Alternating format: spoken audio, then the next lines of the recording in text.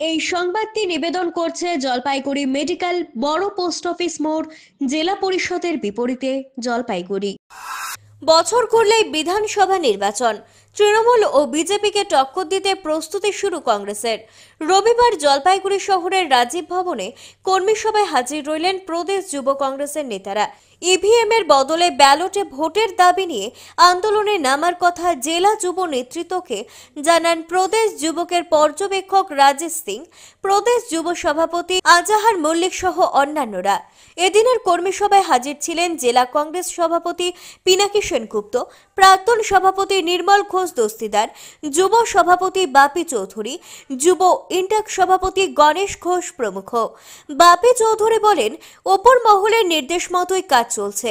জেলা সভাপতি পিনাকি সেনগুপ্ত বলেন, শহর ও গ্রামীণ এলাকায় জনসংযোগে একযোগে কাজ করছে দল ও শাখা সংগঠনগুলি।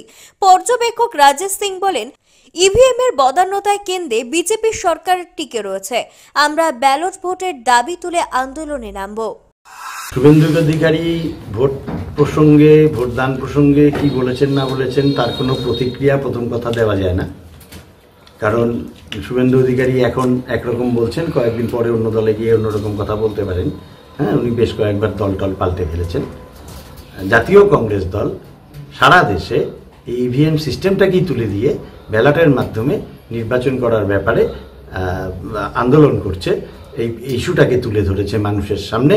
কারণ আমাদের মনে হয়েছে যে এই ইভিএম এর কারচুপির মাধ্যমে পরপর 3 বার এই সরকার सारा देशे क्षमता एसছে। देखिए, लीडर ऑफ ऑपोजिशन शुभेंदु अधिकारी ने ये बयान दिया है। कांग्रेस पार्टी तो पूरे भारत देश में हम लोग चाहते हैं ये जो ईवीएम का सिस्टम है, ये ईवीएम को ही हटाया जाए। जिस प्रकार ईवीएम में ये लोग खेल करके केंद्र में सत्ता में बैठी हुई है लगातार तीसरी बार। देखिए, जनता ने इनको चुन करके नहीं भेजा। ये लोग अपने जो प्रशासनिक अधिकारियों का जो रवैया है इनका, और खास तौर पे ये लोग जो अपने संस्थाओं को यूज कर रहे हैं अपने पक्ष में, भाजपा के पक्ष में, इसलिए ये लोग सरकार में बैठे हुए हैं।